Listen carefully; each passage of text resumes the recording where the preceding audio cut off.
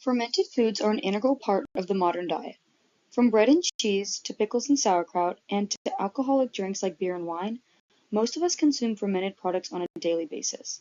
These foods have been around for centuries and are considered a staple of many diets. Many microorganisms such as bacteria are a crucial part of the fermentation process and are what makes the creation of these foods possible.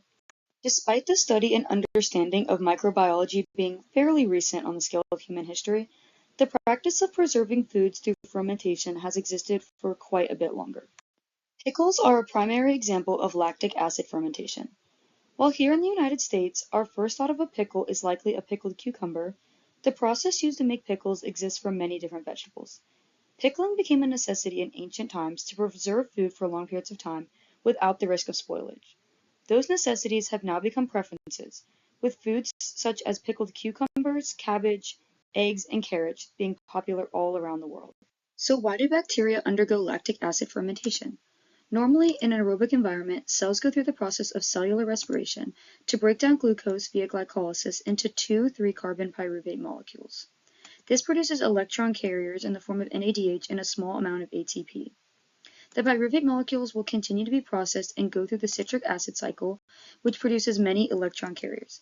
These electron carriers are transported to electron transport chains where oxygen acts as an electron acceptor and lots of ATP are produced. When in anaerobic conditions, however, the cell cannot use oxygen as an electron acceptor. Instead, cells go through fermentation, which turns the NADH produced by glycolysis back into NAD+, so the process can continue. Then, the small amount of ATP produced by glycolysis can provide energy to the cell.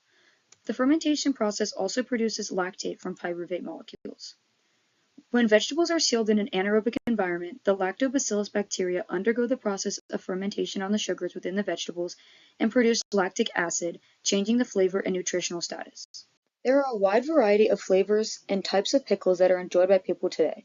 The specific composition of the brine and microbes present make changes to the overall flavor and sourness of the pickles.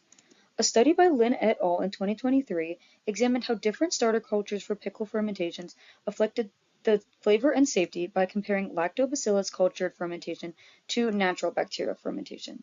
Natural refers to microbes already present on food, such as you would find with a homemade pickle fermentation.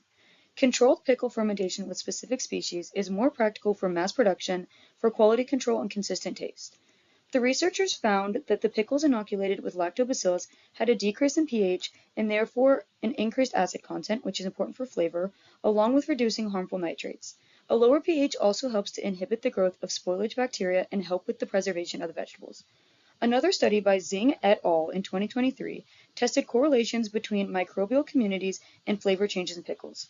Lactobacillus was found to have the highest concentration of volatile compounds, but that diversified species were important for flavor, quality, and efficiency in pickle production.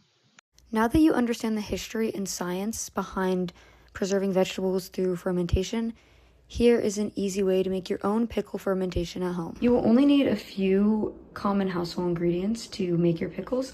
First, you'll need fresh cucumbers, and then you'll need sea salt.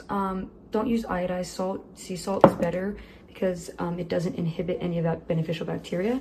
You'll need distilled water, and then I used some dill weed just for flavor, but that's definitely optional. The only things you need are these 3 ingredients. To start off, you're going to want to cut your cucumbers so that they fit in your mason jar about an inch away from the top.